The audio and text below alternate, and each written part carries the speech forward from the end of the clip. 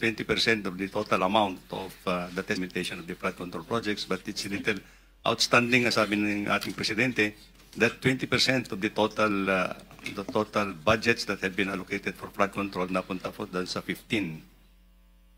In numbers po yun, I think that is in numbers, Your Honor. Yes, so sabi ni Pangulong pinakita ni- Marcos, 15 contractors cornered 20% of the total budget, or roughly 100 billion pesos. Yes, Your Honor. And the remaining 436 billion was split among 2,394 contractors. At hindi ko nababasahin yung mga pangalan ng mga kumpanya ng yung construction company dahil nabanggit na ni Pangulong Marcos yan. Anyway, ilan ang ghost projects ninyo dyan? This is on the process of validation, Your Honor.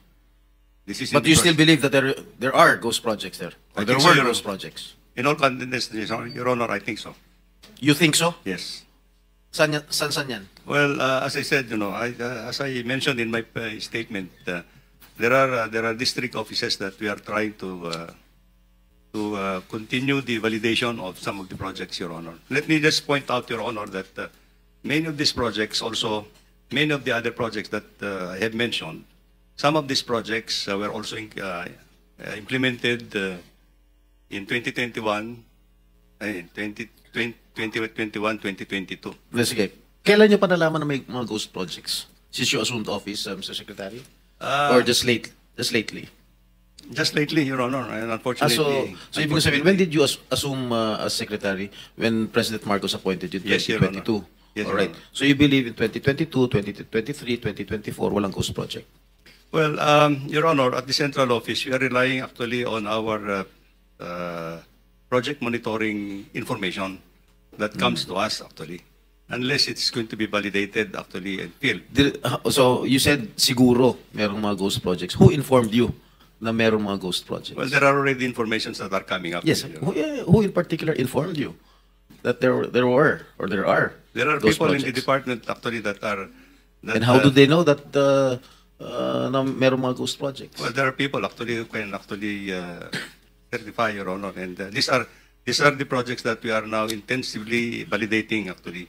Okay, Your Honor. my office received reports that there are ghost projects in the municipalities of Kalumpit, Malolos, and Hagonoy in the province of Bulacan. Can you confirm this? Yes, Your Honor. That's true. Well, this is information that we have received, Your Honor. And the contractor, allegedly, Wawaw Builders, correct? That's correct, Your Honor. And SYMS Construction. Am I correct? I don't recall that name, Your Honor. But Who is the owner of Wawaw Builders? Is he here? Is he present here?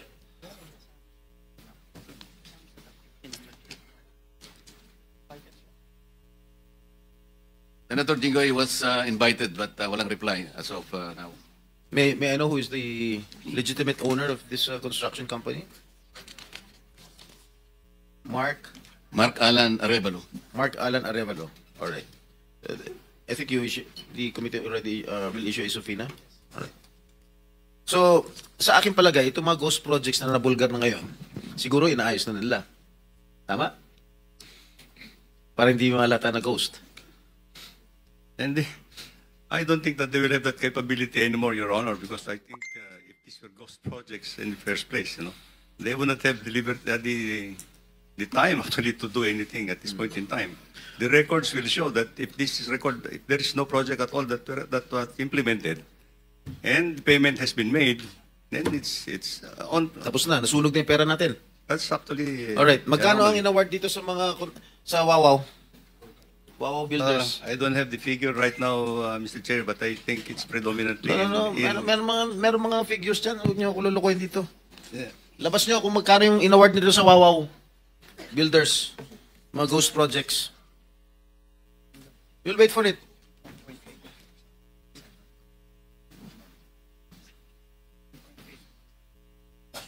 Kadiri kayo. Mr. Chair, well, I've just been given the tabulation. Wawaw Builders.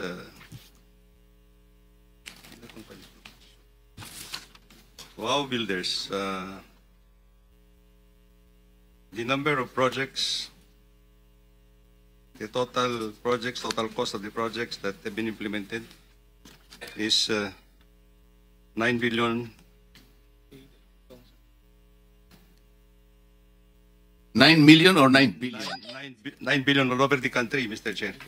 But let me just point out, in Bulacan alone, Wawaw Builders had 85 projects amounting to 5,971,811. In Bulacan alone. What about the three municipalities that I've mentioned? Kalumpit, Hagonoy, and what is this?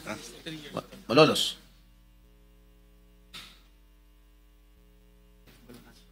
This is for Bulacan First Engineering District Office, Your Honor. Ito bang, I'm not familiar, no? Ito bang Kalumpit, Malolos, Hagonoy falls under the first Yes, Your Bulacan Honor. district? Ah? Yes. Alright. Yes, Your Honor. So magkano? Yung sa Wawaw? 5,971,811,600. In Bulacan alone? In Bulacan First Engineering District, Your Honor. So yung 5 billion na in-award sa Wawaw Builders para sa province Bulacan First are Engineering. all ghost projects. Correct? Hindi Secretary, naman, Your Honor. for the record, the total is 9 billion. That is nationwide. Nationwide. Nationwide, Your Honor. Pero Pero lahat 5 yun, billion ghost na projects. Your Honor. So, Ghost projects lahat. no po. Hindi So po. ang ghost project lang na sinasabi mo, sa Bulacan lang.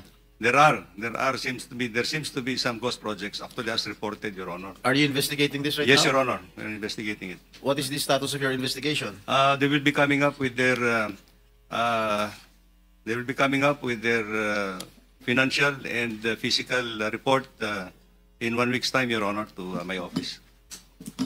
Mr. Chairman, with the permission of Senator Jingo Estrada, Yes. it's connected to his question. Yes, Senator Soto, please. You are an executive How did Wawaw ex officio Builders? official, right? How did Wawaw Builders get that 5.9 billion in those three municipalities in Bulacan? How did they get that? Who inserted that into the budget of DPWH? Let me just clarify a little bit, Mr. Chairman. The amount that I have mentioned is actually for 4 years, up to fiscal year 2025. It started in 2022, 2023, 2024, and 2025, Your Honor. Let's clear that, Mr. Secretary. The 9-point-something billion is for 4 years? 5.9 for Wawaw, Your Honor. No, the total for 4 years is 9-something billion. Yes, Your Honor. And the 5-something billion ghost project is in Bulacan alone. Not totally ghost project, Your Honor. I'm not saying it's not totally ghost project, but the total amount of project that 85 projects that he has implemented during the 4-year period amounts to 5,971,000,000, Your Honor. So, Senator Jingo, you're finished already? Dito pa. Are you going to interject, Bam? You want to interject? Okay. Tapos ka na, Senator Tito? No, I did not get an answer, Mr. President, Mr. Chairman. 2025 na lang. 2025, how much Wawaw Builders? Para mas madali yung identify. 2025, 2025, Your Honor, he has 5 projects in that engineering district amounting to 435,710,913 pesos. Your So Honor. 400 plus million for that particular area na For 5 projects, Your being Honor. suspected as ghost project. Well, some of them, Your Honor. Some of them, okay. How did they get that through bidding? They participated in the bidding, Your Honor. Oh, how did that budget get into your budget, the DPWH? Was there a senator or a congressman who inserted that for that particular area? Well, we'll just have to find out, Your Honor, because there are many sources in 2025. Let me just point out that some of the projects were included in the National Expenditure Program that has been submitted to Congress. And of course, there are projects that were actually added on in the General Appropriations Act. So we just have to thank you, reclassify, Your Honor. Mr. Chairman, thank you. I did not get an answer. Senator Estrada, Chair, thank you very much. Yes. With the permission of Senator Estrada, related kasi ito sa question niya. Mr. Chair, kung ganun na inamin ng DPWH na mayroong ghost projects dyan sa flood control, pwede malaman from COA paano ito nakalusot? Anong papel ng COA dito sa ghost projects na ito? Bakit hindi ito nyo nakita? Pwede malaman, Mr. Chair? Good morning po, Thank you. Mr. Chair and Your Honor. Based po sa aming mga reports na nakuha po from our regional and district engineering offices, ongoing pa lang po yung kanilang pag-collate ng mga observations, sir. Actually, sir, may mga observations naman po pero hindi ko po makukonclude na pertaining po ito doon sa mga ghost projects. Marami naman po kasing observation ng mga auditors natin, sir, kasi marami din pong types of audit ang kinakandak ng mga auditors natin regularly, sir. May compliance. Yes, I mean for this particular projects na kinlaim, inamin ng DPWH na talagang ghost projects ito. Yes, Pwede niyo tutukan ito and can we have results Yes, in the next hearing na Yes, sir. ikakandak natin? Opo, sir. Actually, sir, meron na po tayong office order from our chairman, particularly para sa fraud audit po ng Bulacan, sir. Thank you for that. Thank you. Thank you. Mr. Chair, I hope Chairman. next hearing, ha? Yes, sir. Thank you. Opo. Thank you, Mr. Chairman. Mr. Chairman, related to kay Senator Jingo in order for arrival. Just Alright, one alright. question, Mr. Chairman. All right. I'll give it. Mr. Chairman. Isang tanong lang. Parang tinitipid mo ata ako, Mr. Chair. Dalawa. Sige. Kasi nabanggit nga dito kanina na may mga ghost projects, na may mga projects na nabigay sa mga contractor na kaduda-duda for the longest time. Ang tanong ko sa DPWH, kasi sa ngayon, nag-research kami, so 103 na blacklisted na mga contractors, isa lang dito ang na-blacklist ng DPWH sa flood control. Isa lang. Bakit isa lang? Eh kung inaamin naman ng DPWH, at pinag-usapan natin dito for the longest time, marami mga anomalya, katiwalian sa flood control at mga contractor na gumagawa ng gross projects, bakit isa lang ang na-flag down on a blacklist? Well, Your Honor, I think, unfortunately, these are now being validated in the field. You know, these are now being validated in the field. So, pagka wala naman pong derogatory information that will come out in the bidding process for these contractors, they could be allowed actually to participate. Wala naman po kaming basis actually for... Okay, magbibigay ako ng reason kung bakit isa lang na blacklist sa dinami-dami mga kalokohan. Kasi karamihan sa mga empleyado sa DPWH ay mga contractor mismo. So sila ang gumagawa ng mga proyekto ng mga ghost projects. So hindi nila iba-blacklist sarili nila. Thank you, Your Honor. Mr. Chairman. Thank you.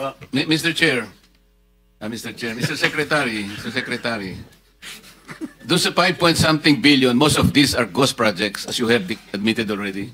Oh, I cannot say that most of it at this point in time, Your Honor. But I think in this 5.9 billion pesos that is na nandyan sa Wawaw Builders, there could be some. Kasi sa Bulacan muna yung pinag-uusapan natin. Yes, Your Honor. So some of these projects are ghost projects. Could be, Your Honor. So that's convenient already. Some of these projects in Bulacan are ghost projects. Mr. Chairman. What happens with the performance bond? What do you do with the performance bond? Each project has a performance bond. Tama Yeah. po? Yes, Your Honor. Aren't you supposed to confiscate the performance bond? Well, if the project has lapsed actually for its warranty, Your Honor. Hindi, as admitted, some of these projects are ghost projects. Yes, Your Honor. So you have to run after the performance bond. Yung insurance company, kailangan habulin natin. Yes, Your Honor. Yes. What will you do? Well, as soon as we are able to file all the necessary. How much does it take? The insurance company, sa experience ninyo, these are ghost projects.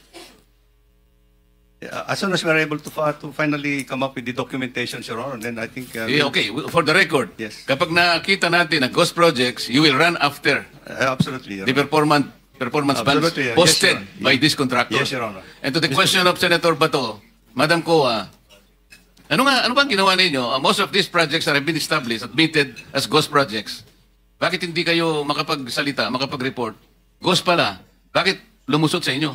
Sir, sa ngayon po, sir, since we are still consolidating and gathering data from our regional and district auditors. Alam niyo yung sir. problema nyo? You Yes, have a sir. very standard way of answering us. Yes, eh. sir. You are still waiting for No, your sir. regional offices. Alam niyo yung problema ninyo, Madam Coa? Kasi puro kayo post-audit eh. Mag-audit kayo pag tapos na yung project. Like what happened in Misamis Occidental. I ask your regional, anong tawag niyo ron? Director po, sir. Regional Director ng COA. I asked him, there is a very irregular project being constructed in Misamis Occidental in Barangay Lamaan. This is a project shepherded by the former Ano yun? He was a deputy speaker in the House of Representatives. Kapareho ko siyang deputy speaker. He was able to get a 50 million project from DPWH. Tinanong ko yung DPWH doon in Region 10. How come DPWH now is funding housing projects? Kailan nangyari ito? And then when I asked him, yung baka kung pagtatayuan ng lupa ng housing project na yan, costing 50 million pesos. By the way, Mr. Secretary, yung contractor doon ay itong Alpha and Omega General Contractor and Development Corporation, one of the 15 contractors identified by the President. Sabi ko, tinatanong ko sa kanya, alam mo ba na yung pagtatayuan ng housing project na ito ay hindi pa sa pangalan ng city? I don't know, sir. Bakit hindi mo alam? Kasi po, mag-audit lang po kami pagkatapos ng project. Baka naman nakakitang to. Ibig po, sinasabi ko na nga sa iyo ngayon eh. The city of Laman, the local government's LG unit at that time, succeeded in getting a writ of possession. On the basis of the writ of possession, itatayo nila yung housing project. I told them, is the writ of possession transform itself as a title for the city? Hindi ko po alam, sabi ng inyong COA. Pag natapos ang project na ito, kanino kakuha ang project na ito? Hindi ko po alam. Ito po yung nangyayari ngayon eh. Ito na naman pong Alpha and Omega General Contractors and Development. Ginamit lang po yung lisensya niya, Mr. Secretary. Alam mo niyo kung sino yung gumawa doon? Yung mismong gobernador ngayon na mayroong isang construction company. I hope he is listening. At sasabihin ko sa kanya ngayon, hindi pa ako tapos sa'yo. Mr. Chairman. Mr. Chairman. Let me continue with the... Mr. Chairman. Mr. Chairman, Mr. Chair, you still have the floor, Mr. Chair. just a clarification, Mr. Chairman, kasi taga Region 10 ako. Yes, sir. So, sabihin hindi ko lang naman ito taga na- Bukidnon yun, Mr. Chairman. Hindi Bukidnon yun. Yung project na hindi sa Bukidnon. Misamis Occidental ito eh. Misamis. Laman, Laman. Okay. O, malayo yung Bukidnon. Thank you for the Sen- clarification, sir. Mr. Chairman, connected to So, the... Senator Soto, okay ka na? Tapos ka na po kayo? Kasi kayo yung mga may priority Ako, mo hindi na magtanong. And then, Senator Villanueva, wala na siya rito. Senator De La Rosa, okay ka na? And then, now, I will pwede ba? I'm not yet through, Mr. Chair. Only one question. Nasa akin pa yung floor, Mr. Chair. Paano mo nalaman sa iyo pa ang floor? Pare sila singit na singit eh. Pinasisingit mo kasi. Huwag ka na magpasingit. You continue. Okay, thank you, Mr. Chair. Okay, Mr. Secretary. Once proven that these are ghost projects, what action are you going to take? We will file all the necessary charges, Your Honor.